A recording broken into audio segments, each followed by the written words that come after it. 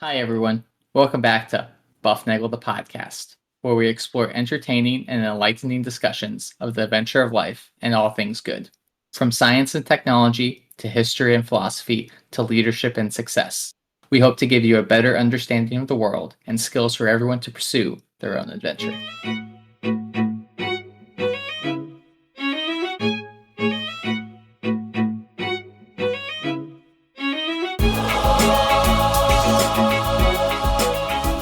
Hi, everybody. Welcome back to Bufnagle the podcast, where we talk about all things good, the pursuit of the adventure of life. I'm Zach, and I'm slightly a tad bit under the weather. I've been yelling, speaking a lot lately, so hopefully I can hand this off to my co-host a little bit, and he can take a load off of my voice. So, as always, I'm joined by Rafe. Rafe, how are you doing today? Zach, my voice is, I knew you were in this state of, you were not quite, you were under the weather. Your weather was not at the weather level of regular weather. You were under the weather. And well, so I live in Minnesota where it's still 42 degrees out, and I haven't seen the sun in 733 days. This is the winter that will not end. Everyone I'm talking to in the Midwest is saying that winter, if you like winter, it's hanging around. So, hey, Zach, I'm great. It is a great day to be doing a podcast with you. As we say often, I want to say thank you to all our listeners. We appreciate you guys being here. I hear from a lot of you guys out there, and I tell you, the feedback coming back from you guys keeps us going. And I share these things with Zach. If I get them, if Zach gets them, he shares them with me. We are a global top 10% podcast, and it is only because of you. So you can reach us at Bufnagle@Bufnagle.com, legal@Bufnagle.com, Twitter, Instagram. Zach, we are everywhere. We are so everywhere. The other day I was on this bike ride. We have this rail trail that runs through Indianapolis. It used to be part of the Monon Railway because there's a little town where the railroads would cross. It was called Monon, and the railroad ran, say that 4 times fast, from Chicago all the way down through Indianapolis down to Louisville, and it was called the Monon Railway. Louisville, right. So, but the part through Indianapolis has been torn up. It's gone. The days of trains are gone. But one of the great things that left behind is this wonderful bike trail that goes through Indianapolis. And I was riding on the trail the other day. We go across some major streets, and there's some big bridges, and there's some places where they just say, be careful of the cross-coming traffic. And I was biking on the trail, Zach, this is no lie, and there was this sign, and it said, caution, warning, Bufnagle crossing, listen to the buff. That's what it said on the sign, Zach. We are everywhere out there, and if you're not finding us where you need to find us, let us know and we'll get you on there. Remember, tell a friend to listen, and you'll get a free episode. Subscribe because it doesn't cost you anything, and it's great for us. And if you leave us a 5-star review, Zach, I get pudding, and I get my voice back. You get your voice back and some brownies. So, Zach, one reason your voice is going because you've picked up 2 little gigs lately that deal with using your voice more.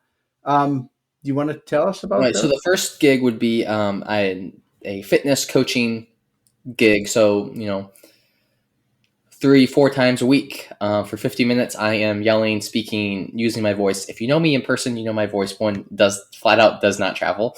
And 2, is not the most dominant voice in the room. So there's been a lot of pressure. Pressure is the wrong word. A lot of growth and challenge myself, speaking to our most previous episode of being able to own my voice and to deepen it and breathen it in that way. And then the second one is mainly kind of what we're talking about today is I have grown the Bufnagle brand in a way, and I have launched my own rugby commentary series video group. So I'm planning once a week, going live on twitch.tv, watching a live rugby game and providing commentary, feedback, analysis in real time during that live game. And then, afterwards, if you weren't able to make the live game, you can watch the live game replay. Me just kind of talking about these things, analyzing these things, and taking my advanced rugby knowledge and being able to simplify it and provide the best experience for the watcher. Yeah, this is a thing that was interesting because Zach said to me the other night, he says, "Hey, I'm doing a Twitch." This is how he sounds when he's not on the show. He says, "Oh, Dad, I'm doing this Twitch thing. Why don't you come watch it?" So I was like, "Okay, I'll watch the Twitch thing." And man, he did great. I don't know how many of you have watched rugby or played rugby. I imagine not many of you. It's kind of a grand and glorious. It's a niche sport. It's a niche sport. Yeah, it's a combination of soccer, football, and wrestling. All played without pads in a very controlled, kind of chaotic way. So it's perfect for Zach. But I started watching and being involved in rugby in what, Zach? You were a sophomore, fresh sophomore, probably, and that's a different story about why that is the case. But it's so good if I'm watching with somebody who knows the game to have them explain to me exactly what's going on. Because on the surface, you can look at it and you can say, oh, it's just like football. They're running and getting tackled. But then all sorts of other things happen in real time. There are pieces of soccer that are in there because rugby came from soccer.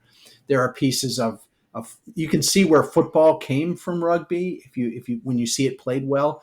And it's really good to have a commentator like Zach lead you through the game as to what the team is doing, what the people are thinking as they're doing. It was wonderfully helpful. Yeah, and I don't know, the whole idea actually came from it as I was watching the Division One national championship college level game, Army against St. Mary's. If you've listened to this podcast before, you can easily guess which team I was cheering for. And I was watching the game, I was listening to the announcers, and I was just like, well, I can do better. So I decided to do better. And that we kind of just launched this idea of like, watch this game and be able to break it down, make it simple, and allow people who don't know rugby to learn rugby and to appreciate the game for more than just a football, soccer hybrid. Yeah, it is a very interesting thing. I've coached little kid basketball. I've run clocks at high school basketball games. I've kept score books. I've watched as a fan. I've officiated both in basketball and in baseball and kinds of like so. But I've learned a thing: when you're watching a sport from different perspectives, it changes how you watch the game. So like when I was coaching my team, people would say, hey, did you notice that number 11 on the other team was doing X, Y, or Z? I would say, I have no idea who number 11 is because I never watched the other team. I was watching my players to make sure they were doing things right. When I was officiating, I was always worried about the players on the court, making sure they were doing the things they were supposed to do. When I was keeping score, I was watching the game in a different way. And I've got to imagine, Zach, when you watch the game as a broadcaster explainer guy, that you see the game differently than when you were playing it or when you've officiated to when you've officiated or when you're coaching. Those are all different ways to look at the same kind of thing. Yeah, I mean, I've officiated rugby, I have played rugby, I have coached rugby, and I now have commentated on rugby. So I've done the big four, if we can call that the big four. But obviously, as a player, I'm focused on my individual job, whatever that may be. Usually before every game, I had a checklist of things I wanted to accomplish, things I needed to take care of when I was on the field. That was my mindset. Whatever I can do, help my team, put them in a position to be successful. As a coach, I was mainly just making sure my team was running our game plan. And then I was watching what the other team was doing, and I would adjust our offensive and defensive game plans accordingly. Very simple. Half the time, especially with rugby, is make sure the guys are executing, watching the other team a little bit, and then turn your back around a little bit, talk to your guys on the sideline, make sure that they're ready to go and focused on what they need to do when they come into the game. Very, very little hands-on from the coaching realm. When I was reffing, I would be a lot of time watching the ball. That's where lots of contact is made, so that's where things are going to happen. And then if other things are happening not around side the ball, because there are additionally 4 other refs on a rugby field, usually only 2 when you're reffing at the high school or college level. Those are your touch judges. I would use my touch judges to the full advantage that I'm given to, which means that if they see an offsides call, if they see something foul play, they are allowed to come over and talk to me, and we make sure the right call gets done. A lot of refs do not do that, which is a whole other different story. And then finally, as a commentator, I am looking at the holistic view of the game. What have the teams done consistently throughout the game? What have they done as one-off things? What are they doing in their game plan? And I am trying to figure out what that is so I can tell it to the viewers and the audience so that they can understand and appreciate what they see in front of them. It is really interesting. I have a number of friends. I'm sure we all do. We have friends that come from different countries, watching different sports for the first time. It is amazing to watch somebody who's never seen a certain game before, how they watch the game. And if you have friends that have watched baseball and have never seen it before, and you take them to a baseball game, they have no idea what's going on or why it's happening. And that same thing happens with American football. I see that a lot. People say, I just can't keep track of all these things that are going on. And it's interesting because I've told I told my wife, Zach, I told your mom, I said, stop watching the ball and start watching the players as a whole. In basketball, stop watching the ball, watch what happens under the basket and in the lane. And if you can discipline yourself to watch areas other than the ball, then you can see a whole lot more things that are going on, and it really improves your well, it doesn't improve. It enhances your enjoyment of the game because you get to see all the little things that are happening that you don't see if you're just watching the ball. And I got to think, Zach, when you were doing the descriptions the other night of the Army, can I say it? The Army victory over St. Mary's. That was it was wonderful to see, and I'm going to encourage those of you who are big rugby fans and fans of the Buff to we'll put a link to the Twitch, what's it called, Twitch feed, link, something. It's a Twitchy thing. We'll put a link there, and you can go watch that sort of thing and see what Zach's going to be doing. But I found it really helpful, at least as a very what would I call it? Very experienced novice. Yeah, that's exactly what I was going to say. I'm an experienced novice. It was wonderful to see that because I knew some of the things that were happening, and as time went on, I could see what you were saying, and it was very helpful. So, or you could see why I was saying it, and that all ties us back together about what we're talking about today. So a little bit of a ramble to get us to the point here, but we're talking about like how not to alienate your audience as a presenter, as an announcer, as a commentator, so that regardless of what their level of knowledge of a subject is, you are able to bring them in and allow them to elevate their knowledge of a certain thing. You have done a lot of presentations and things of the like, so you understand the experience. I have done a couple presentations of the like on things that I am an expert in, and I have done this little rugby commentary where I need to understand where is my audience coming from? What do they need to learn? What do I need to teach them so that they can take away something from this presentation, from this experience, and I'm not just wasting their time or making it sound like I'm the best of the best of the best. So, sure. Yeah. So, we always talk about presentations, and those of us who are in business or in even an academic environment, we have, most of the time our presentations we are stuck using I'll say this. We are stuck using Satan's presentation tool, the PowerPoint slideshow. And there are times, I will say this, that is a tool that can be used for all sorts of things, but it can also create the impression that you're doing more than you really are. And I would encourage all of you to minimize the use of the dreaded PowerPoint slides and instead focus on what I'll call teaching skills that the really good teachers of yours in high school or college or grade school or wherever it was, that the skills that they used. Yeah, I mean, you knocked on PowerPoint. PowerPoint is a great tool. It is not the answer to provide the vessel of the knowledge that people are looking for. It's a great tool as a background. Your speaking words, the way you present, your charisma, all of those things are more important than whatever is on the PowerPoint. PowerPoint needs a couple bullet points going over the main things or whatever the slide is to keep the listeners engaged and focused so you can transition to different types of topics without them realizing that you're transitioning into different types of topics because the PowerPoint is going to supplement that. Yeah, I have this. PowerPoint is tough because what you really want, I think, when you're giving a presentation, our friend Jenny is probably all over this right now, writing little notes about how she's going to correct us when we're wrong.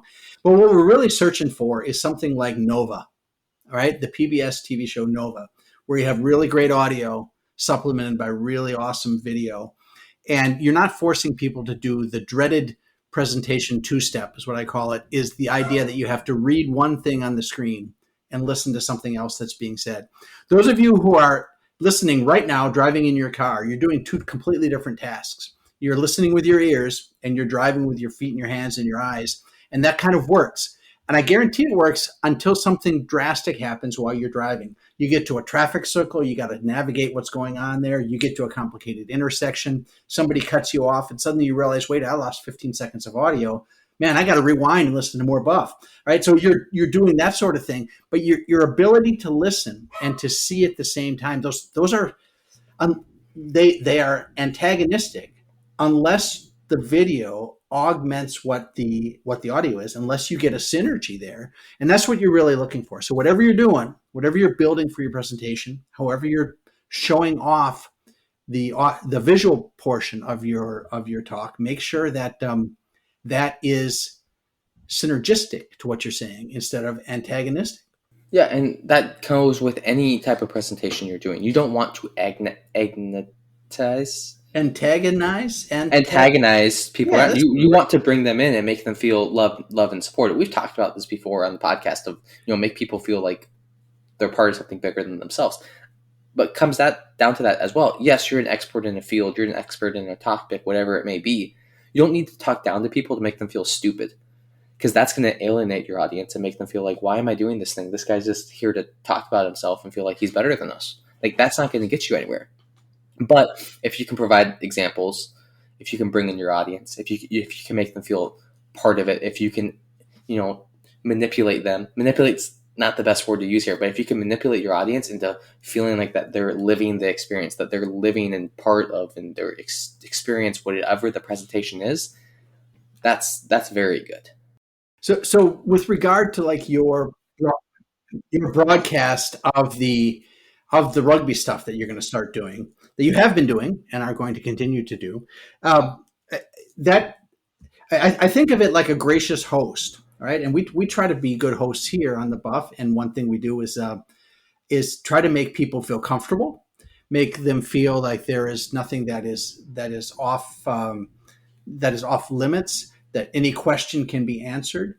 And when you're doing the rugby thing, or you're doing a talk on differential equations, or if you're giving a talk on the sales directive for the next quarter, anything you can do to make your audience feel comfortable with who you are and where you're going, that's going to be of benefit to everybody in the room. The graciousness, I guess grace is the word I'm looking for, is that you've got to exude that, so people want to be part of what you're doing. It helps. I don't want to say it's manipulate, Zach. I agree that's not quite the right word. I'm not sure what it is, but you want to encourage them to be part of the group. You want them to be in the equation, and you want their full buy-in. Yeah, I mean, you want people to be thankful that you showed up and were able to share this knowledge, because that knowledge was impactful, it was beneficial, it was fun, it was lively, it was whatever your expression as a presentation is. It was all those things, in addition to the fact that, like, yeah, cool, you're an expert on this thing, but you can be an expert and still be a jerk, be right? a jerk. Yeah, right. Well, okay, like, that's not going to help anybody. But if you're an expert and you can bring people in and make them feel, loved and encouraged and educated and capable, like that's cool. There's a couple strategies, and I think the strategy I've always taken, I got from Ed Tufte and the books he's written on data presentation, and both in presentation format and visually and in text. This idea that he calls it particular, general, particular. Okay, so this is an actual thing you can do. So Zach, if you're talking about a rugby thing, you could say. You could see how this player scooped up the ball and booted it here to help flip the field. Right? That's a particular. That's in a certain situation describing what happens. And then you talk about the general. The general would be in a situation where you are backed up against your own try line. It's advantageous to create space by doing a kick, and as long as the kick meets certain criteria, it's going to be beneficial to you. Right? That's the general. And then the other particular would be, let's watch here. We're in another situation like we have, and now here's the example again.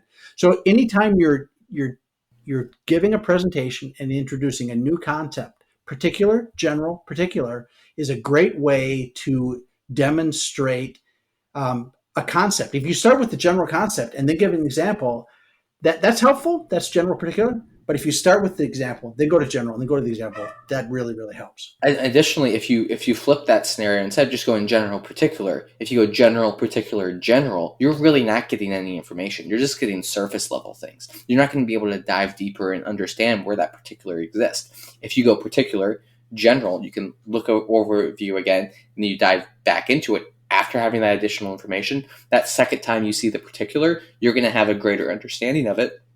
So next time it comes up, you don't necessarily need the general again. Maybe there's a different thing that you can pick up that's going to able to expand that particular thing, which means your knowledge is also going to expand. You see the same thing with teaching. We haven't talked about this much, but if you're a good professor, if you're a good teacher, you're able to explain a rule. Then you're able to back up and be like, hey, this is why we're doing this rule. And then you dive back in again. Cool. You're going to gain better understanding. But then when you come back to it again, well, when you reference it in the future, it's now part of that general part, which means that you can grasp onto something bigger and you can move, and it's a building block and you can go forward with it. Yeah, the particular general particular is that's the key to all the new concepts. Certainly when I'm presenting things, I do that with my with data presentations and with anything I'm trying to teach in math. Or when we're teaching, Zach, we did this all the time. You didn't even know we were doing it. When we taught you basketball concepts when you were 3, 4, 5, 6, however old you were when you were tiny. So that's an example of a thing that you can actually do when you're giving your talks, other than, unless your presentation is one of these things you have to give on a weekly basis where you report the sales numbers. I guess in that TPS reports. Yeah. If you have to fill out the TPS reports and make sure you sign them, then that's one of those things that I'm not sure you need to stand up in front of an audience to do that. Another thing I do, Zach, is I try to make sure that everything I hand out or everything I talk about, I make available as a handout in some kind of format. So if I'm giving a talk to a business group, that's, I don't know, it's 8, 10, 12 people that are on my team, and we're all in the same room, I make a printout. I will make a document that has everything I want to say in there. And it's written in complete sentences with section headings and the summary at the beginning, at the top. So if all they do is read the summary, then at least they get the take-home message. And I write it in inverted pyramid style so that they have what they need, right? So therefore, if they're in the meeting and they're not paying attention to me, what they're probably doing is reading what I wrote, which to me is a win-win. All right, whatever they're doing, as long as they're getting my information, I think that's great. I think the worst thing you can do is give them one set of things to read and another set of things that you're talking about. I don't know how people do it. They're supposed to be looking at a certain set of slides, and the presenter is saying something else. The other option is to read what's on the slide, and if you're going to do that, well, then just let me read it faster. Read the book. Yeah, I can read the book. So. All right, but if I'm in a large group, Zach, when I've given talks to large audiences, hundreds of people, I cannot give out a gigantic sheet of paper to everybody. I may make a 4-page folio and print it on 11 by 17 paper folded, so I have like a little 4-page handout, or I'll print the highlights on a little 305 card, right, with a link to something on the internet where they can go get the whole text of the talk. So when they leave, they can take that little card with them, put it in their pocket, and they have the information that they need. Yeah, that's such an important little takeaway to have. You can take it in that, and you can put it in your pocket, and you carry it with you. You use the term inverted pyramid. I think it's an important concept. But if you just use the term, well, what's the point of this whole thing? Like, you're just violating the whole thing we just spent talking about. You need to explain that. Oh, the inverted. Okay, well, that's great. The inverted pyramid is how they used to write newspaper articles in the old days. The idea was somebody watching the event would write the story, and then it would go out on the wire to all the newspapers, and the editor's job was to make sure it fit on the page. So they would take it and cut it off. When they ran out of room, they would cut it off. And what you do is you start at the top with the most important thing and make sure you answer the important 5W questions in the first paragraph or two. Jenny will tell me exactly how to do this sort of thing. But as you go on, the information becomes less and less important, and it doesn't really matter where you tear it off. So if your conversation gets interrupted, if the fire alarm goes off, if somebody only reads the first paragraph and then has to run to another important meeting, then at least they get the important stuff at the top. Put the information you absolutely need them to have at the top. Don't make it a story, right? Stories are great if you're Mark Twain, but you know what? We're not here to tell stories. We're here to convey information. Yeah, we're here to positively impact people through our knowledge. We are all experts in something. I think that's another thing we often forget is you don't have to be an expert in X, Y, and Z. You are an expert in something, so share that. And when you do share that, share it in a way that people feel brought in and they want to engage with it. They want to dive deeper into it. They want to follow you. That they see the value in whatever you're presenting. Yeah, the expert, we're all experts at something. And the biggest thing that you are an expert in, we talk about that a lot here on this podcast, is the biggest thing that we're an expert in is your own life, right? Your experience, what you have done, that is that is what's relevant, right? And then the question is, how does that tie into the goal that the group has? So, it is important that people know your story and your point of view. If the presenter it does not know where you're coming from, then they don't know how to take you where you need to go. So certainly, if you've ever been on our show, we'd love to have you if you want to come in and tell us your story. But that's one thing we want to do. Tell us how you got to where you are. Tell us what you do to seek the good. And your story matters. You are a story. You are Imago Dei. What matters is what you have done and who you are. So make sure you tell your story and get that information out. Yeah, I mean, I think that's why it's so vitally important for us. We always come back to the adventure of life. Your life is an adventure, whatever it may be. The things you have done, the things you have not done, the things you choose to pursue, the things you have pursued, the things that you do consistently, and your resiliency, your persistence, whatever it may be. That's important. And how you frame that, how you tell that, how you share that. Share it gracefully, and share it so people want to be brought in to your adventure of life, so that they can follow you further and further, and that your expertise grows as people be like, this is somebody who understands this thing, and that's important, and that's cool. So Zach, the other thing I had written down so we hit all these. Well, I had two more things written down. All right. The other thing and it's just a little thing, is tell people where you're going, or tell people what you're going to tell them, then tell them, and then tell them what you told them. I guess they call that military style. But you know what? That's a really good thing to do. If you don't tell them where they're going, it's difficult for them to keep in their heads the progress that they're making through whatever you're giving them. So that's the other thing. But the last one, and this is this is salient to where we are right now, and that's the idea of finishing early. Right? Don't stress it. If you got an hour to speak, be done in 48 minutes. Because people are going to be leaving anyway. They're checking out. They have something else to do. Yeah, they're checking out. They're ready to move on. Unfortunately for us, my voice is just gone. So we don't want to listen to you talk, I think, by yourself for 20 minutes with me. Yeah, okay, yeah. Cool. Like that's not going to be beneficial. That's not going to be positive. Us recognizing the fact that like the 27 minutes we have just done are beneficial and good, and we need to end it at that before we dilute our own content. Yeah, that's a good point. Don't dilute your content, and you see that a lot.